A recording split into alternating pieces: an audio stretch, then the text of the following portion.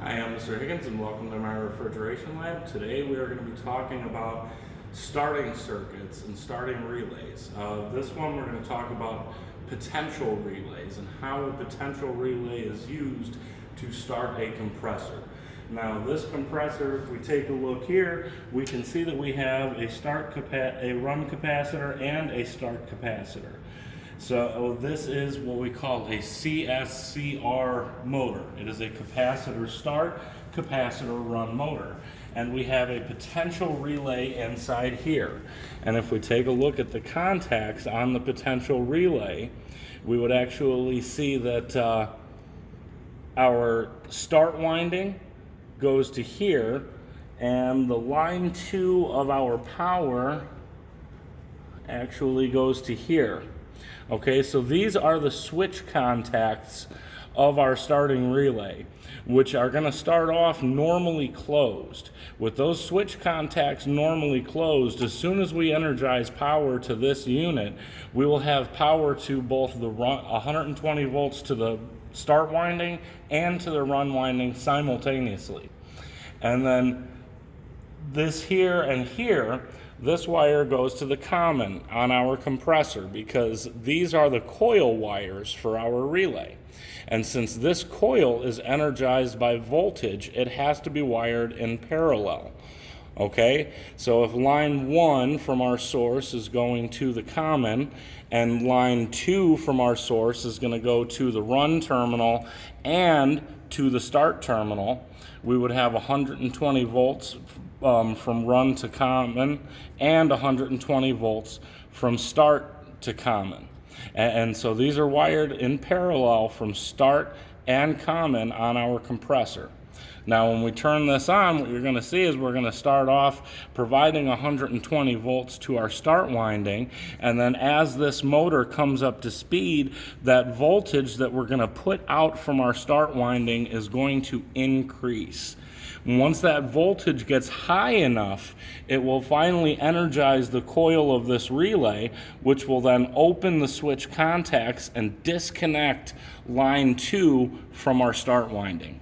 Okay, so let's start this up, and we're going to take a look at the voltage on the compressor itself.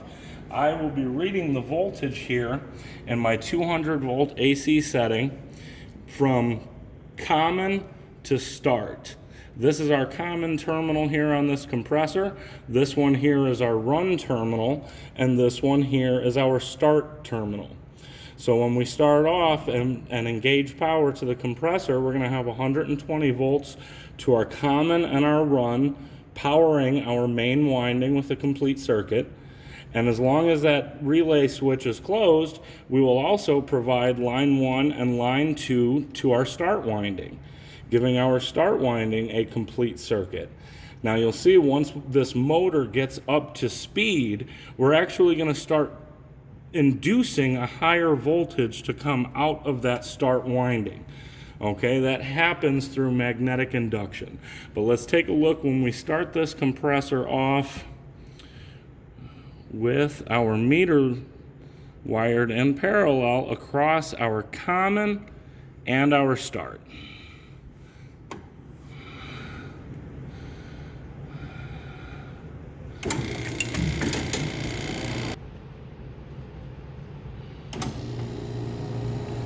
See, we started off with 120 volts, and now we're actually at 194 volts.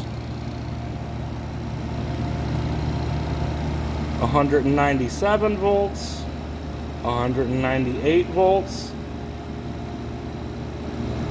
It'll top off around there. But the reason that we are getting that high voltage output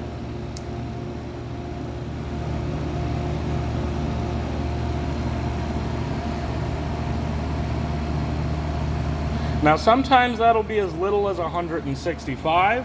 An average would be about 175 to 190. This one we're actually at about 200 volts, which is a little bit high. But the way that works is the motor windings inside here, our run winding has less turns of wire than our start winding does. Our start winding has more turns of wire. Now, because those windings are located next to each other inside this housing, when that magnet starts spinning, when we start to get that motor spinning and spinning full speed, we create a strong magnetic field inside there. Now, how does a transformer work? Something like a step-up transformer. It works off of magnetic induction. When you have a magnetic field and you have a certain amount of turns of wire on one side and a certain amount of turns of wire on the other side, we can induce a higher or lower voltage to come out the other side. And so basically what we do is our motor itself, the windings in our motor, turn into essentially a step-up transformer. When we have 120 volts powering our main winding and that rotor is spinning, creating a strong magnetic field, we're going to actually induce a higher voltage to come out of the start windings because they have more turns of wire than the run windings do. Kind of acts like a step-up transformer. And that's how this relay works.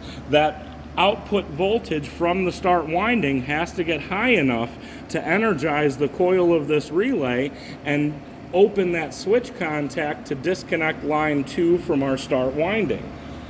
And then as soon as power is disconnected from that unit, the moment power is disconnected from that unit, we don't have 120 volts going into the run winding. We no longer have close to 200 volts coming out of the start winding.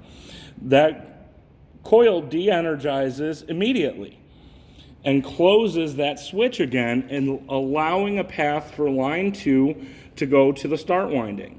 So anytime this compressor is powered, we will have line 1 to our common and line 2 to both our run and our start, powering our main winding with 120 volts and our start winding with 120 volts.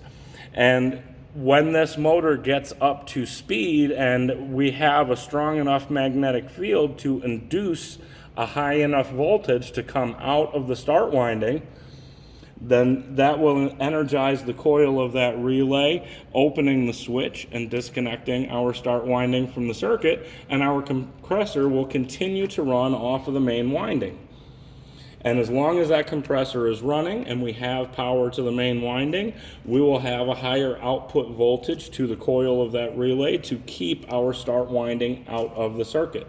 But as soon as our compressor turns off and that coil de-energizes, it immediately resets the switch and puts our start winding back in the circuit. So we will be ready to start again on the next call. And that is how a compressor starts with a potential relay. Come back to my lab and we will talk about how to start a compressor with a current sensing relay, which we usually only see on smaller compressors.